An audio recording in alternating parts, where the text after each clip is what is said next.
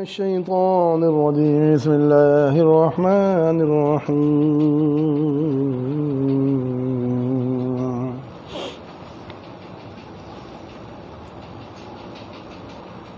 ألف لام ميم. تلك آيات الكتاب الحكيم هدى ورحمة للمحسنين. صدق الله مولانا العظيم.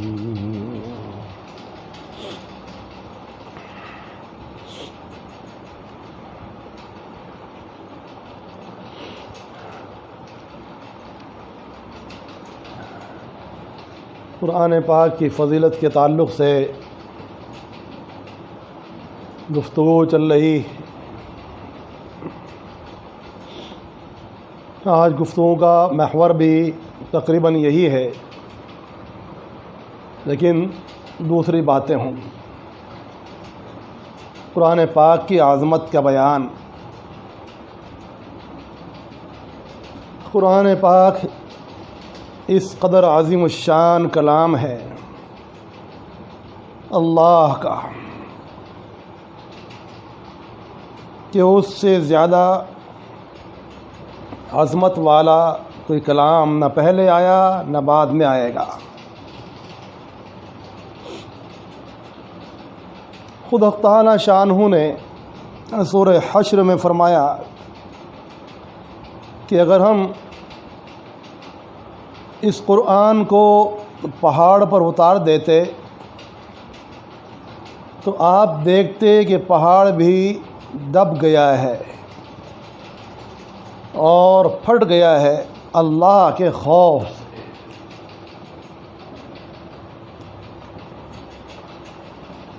یعنی پہاڑوں کو بھی اس کے اٹھانے کی طاقت نہیں ہے. اس کو کوئی برداشت نہیں کر سکتا ہے، اٹھا نہیں سکتا ہے، تحمل نہیں کر سکتا ہے،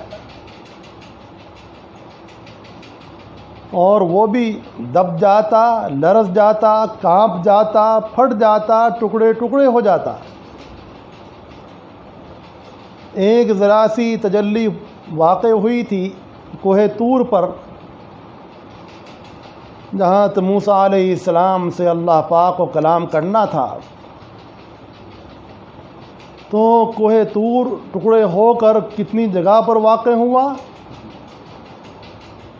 جس کو اللہ پاک نے فرمایا کہ ایک تجلی میں وہ پہاڑ ریزہ ریزہ ہو گیا اور موسیٰ علیہ السلام بے ہوش ہو کر گر پڑے.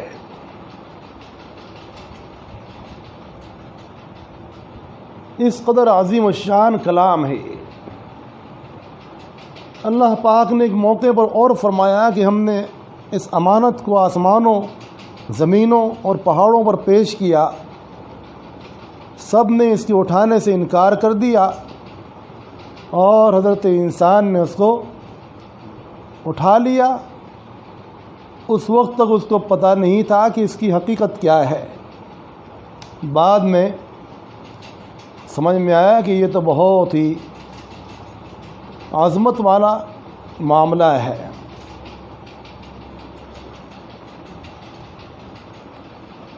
قرآن پاک اللہ کی وہ زندہ اور جاوید کتاب ہے جو اس امت کو زندہ رہنے کے لیے دی گئی ہے.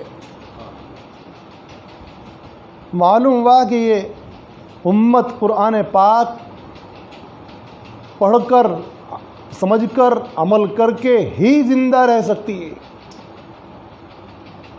حضور پاک علیہ الصلاۃ والسلام اسی لیے تشریف لائے تھے اور اللہ کے پیغامات کو قرآن پاک کے ذریعے سے اور احادیث شریفہ کے ذریعے سے امت تک پہنچا کر چلے گئے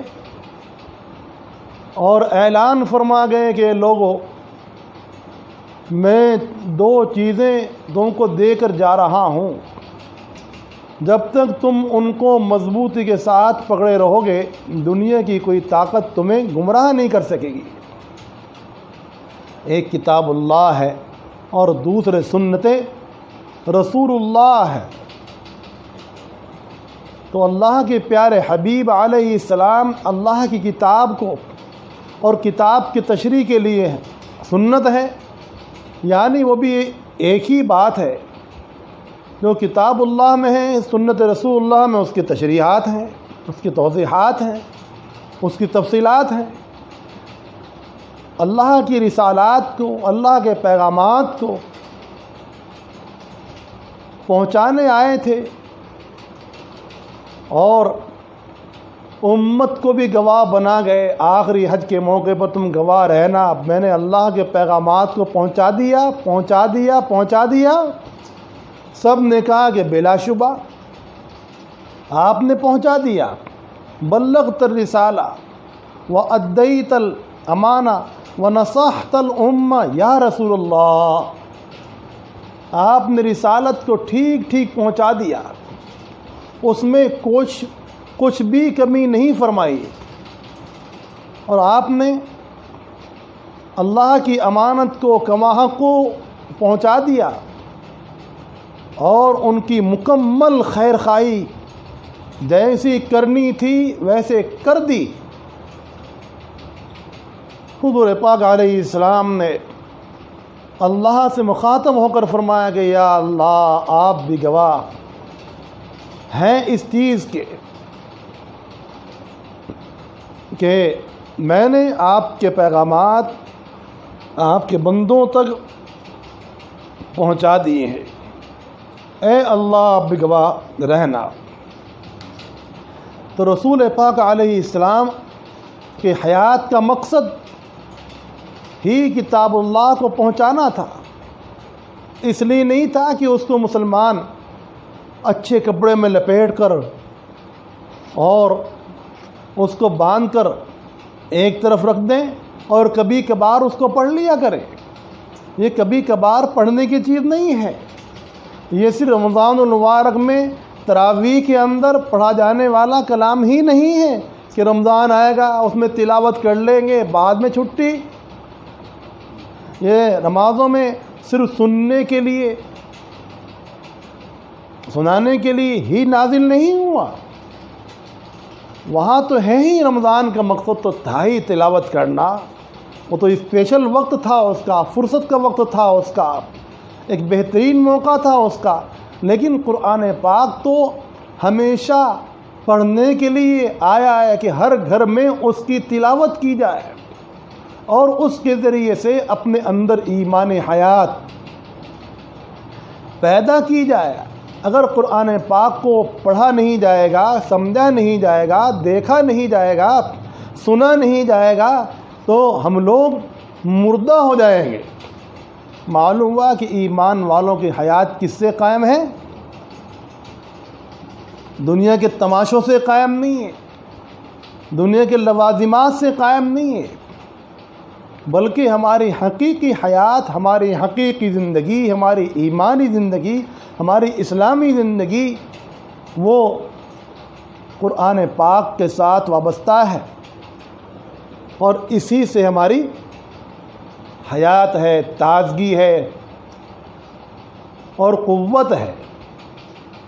قرآن پاک کا پانی جب ایمان والوں کی حیات میں جائے گا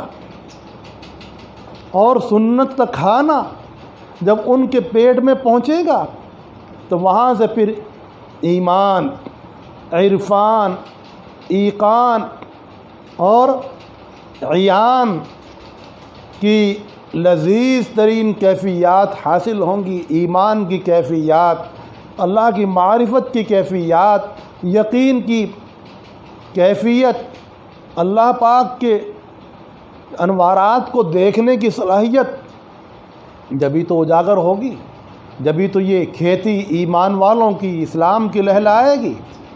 قرآن پاک ایک زندہ و جاوید کتاب ہے جو امت کو زندہ رکھتا ہے، امت کو تھامتا ہے، امت کا پھونٹا ہے یہ امت ساری اس کے آس پاس طواف کرتی ہے۔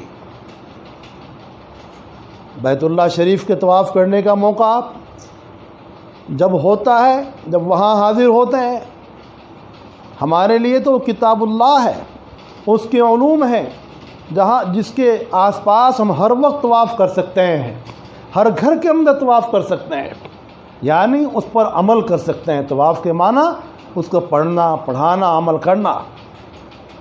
قرآن پاک ایک بہترین قائد ہے، رہبر ہے، ہمارا رائد، ہمارا قائد، ہمارا رہبر، ہماری دلیل، ہماری برہان، ہماری حجت، ہمارا ذمہ دار کون ہے؟ قرآن پاک ہے۔ صاحب ہمارا ذمہ دار تو فلاں ہے، معلوم ہوا کہ فلاں نے ہی ہمارا بیڑا غرق کر دیا ہے، پیچھے مڑ کے بھی نہیں دیکھا۔ ارے ہمارا سب سے بڑا قائد کون ہے؟ کتاب اللہ ہے۔ کتاب اللہ یہ سب سے بڑا رہنما ہے، جو رہنمائی کے لیے آیا ہے۔ اسی لیے تو اللہ پاک نے اس کو کیا فرمایا کہ یہ ہدایت ہے۔ قرآن پاک ہدایت ہے۔ تو ہدایت کہاں سے آتی ہے؟ کتاب اللہ سے آتی ہے۔ کتاب اللہ ہدایت کا سرچشمہ ہے۔ ایمان والوں کے لیے ہدایت کا سرچشمہ کتاب اللہ ہے۔ باپ بچوں کو ہدایت دیتا ہے، بیٹا ایسے کرنا، ایسے نہیں کرنا ہے، ایسے رہنا، ایسے نہیں رہنا ہے، ایسے چلنا، ایسے نہیں چلنا ہے۔ ایک مرشد اپنے متعلقین کو ہدایت دیتا ہے کہ ایسے آیا کرو، ایسے جایا کرو، ایسے اٹھا کرو، ایسے بیٹھا کرو، ایسے معاملات کرو، ایسے ذکر اللہ کرو، ایسے مراقبات کرو، گناہوں سے بچو، اللہ کی طاعت کو لازم پکڑو۔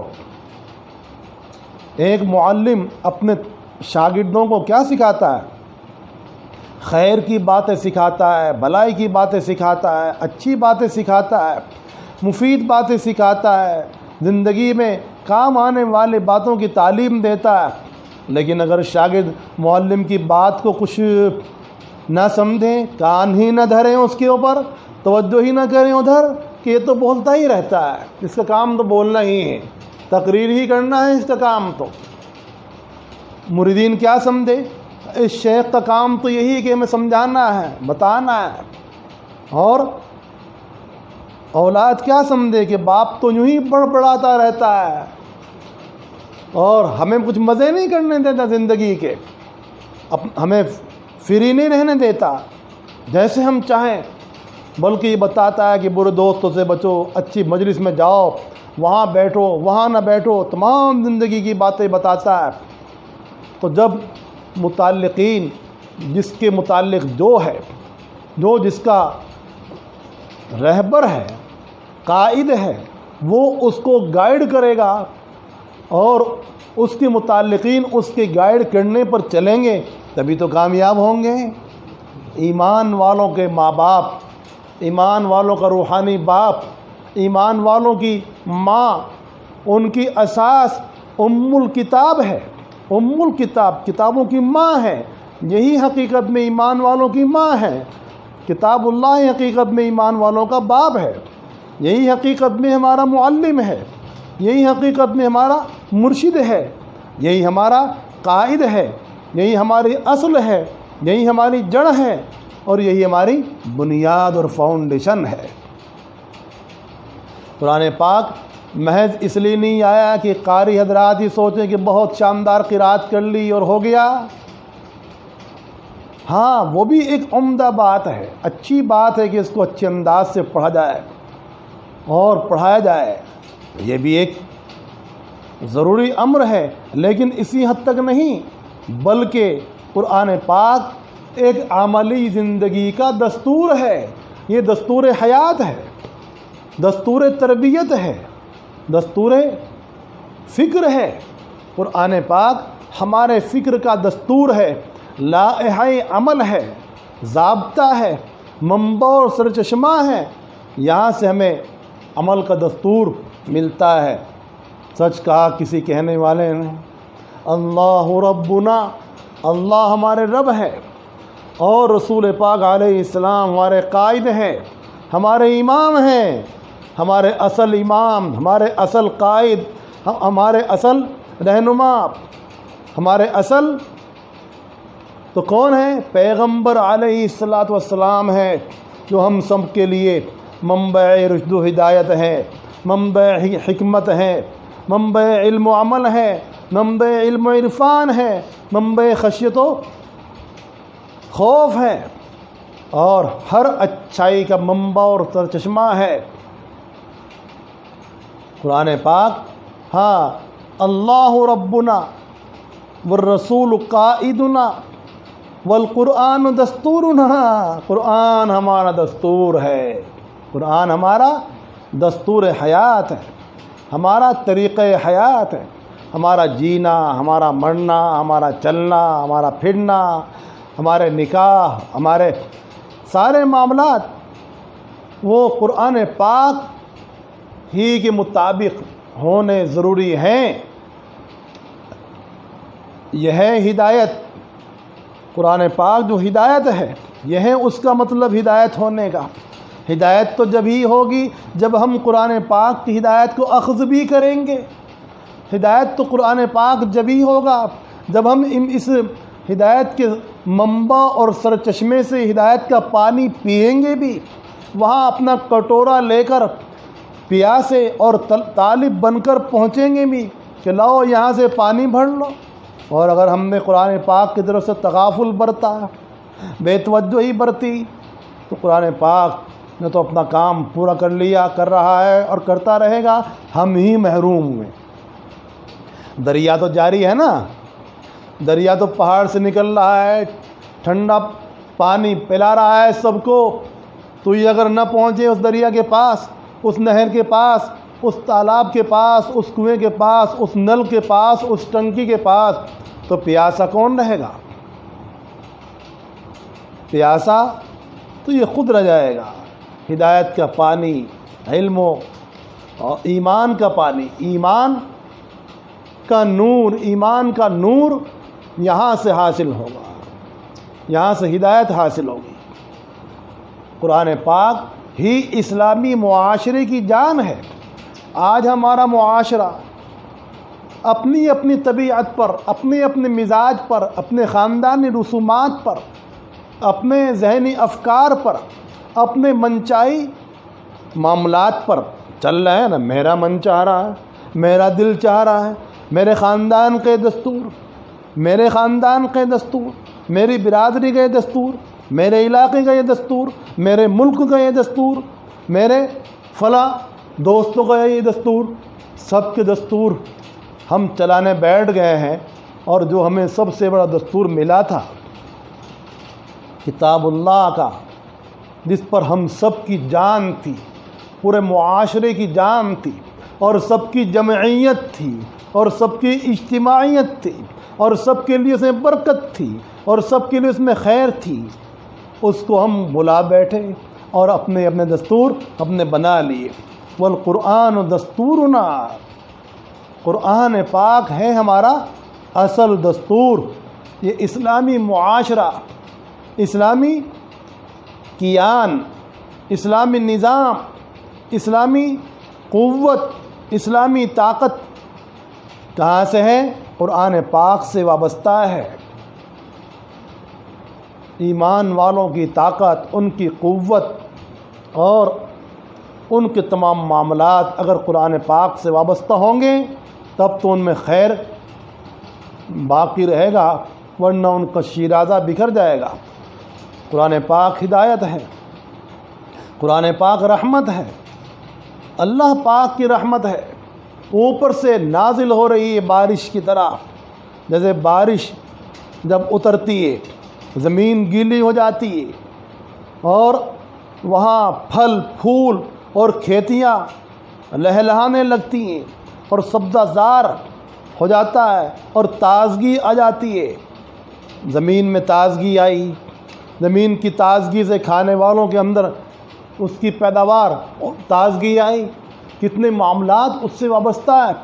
ایسے ہی اللہ کی رحمت کا پانی قرآن پاک کی شکل میں اترا، اللہ کے خطاب کی شکل میں اترا، یا ایھا الذین آمنو، یا ایھا الذین آمنو، یا ایھا الناس، یا ایھا الناس، اے لوگو، کہاں لوگوں کی قسمت تھی کہ اللہ پاک ان سے مخاطب ہوتے، کہاں ایمان والوں کی قسمت تھی کہ اللہ پاک ان سے مخاطب ہوتے، اے ایمان والوں، مگر ایمان والوں نے کچھ کیا بہت کم توجہ کی، خطاب کرنے والا کون ہے اور کس محبت سے خطاب کر رہا ہے اور کس لیے خطاب کر رہا ہے اور اس کا کیا اس میں پروفٹ ہے، سرتاپا اس میں ہمارا ہی پروفٹ ہے، ہمارا ہی فائدہ ہے۔ واللہ غنی عن العالمین، اللہ پاک تو سب سے بے نیاز ہے۔ اگر سارے عالم کے انسان، جنات، اول آخر، جوان بوڑھے، بچے، مرد، عورتیں، سب کے سب نافرمان ہو جائیں اور دنیا میں جو سب سے بڑا نافرمان ہے اس کے دل کی کیفیت پر ہو جائے تو بھی اللہ پاک کی شان میں کوئی فرق نہیں آتا۔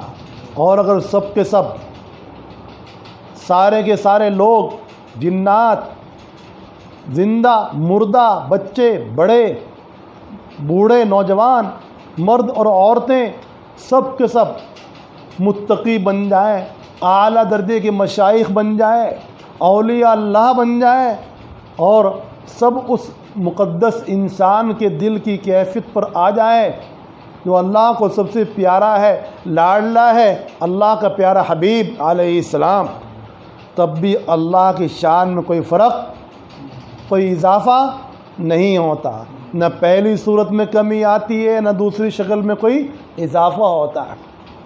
یہ تو ہمارا ہی اس سے معاملہ جڑا ہوا ہے۔ اللہ پاک ہم سب کو سمجھ اور عمل کی توفیق نصیب فرمائے۔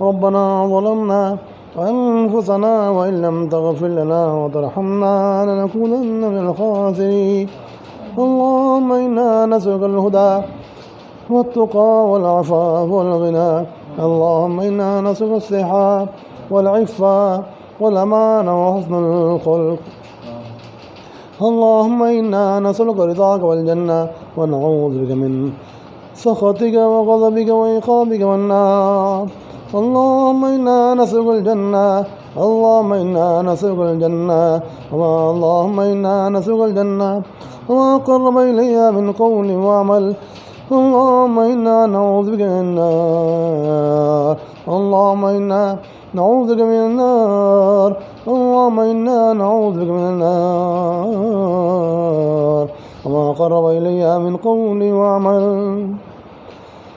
اللهم احفظنا من كل بلاء الدنيا وعذاب الآخرة اللهم إنا نسألك خير الدنيا والآخرة واصرف عنا شر الدنيا وشر يوم الآخرة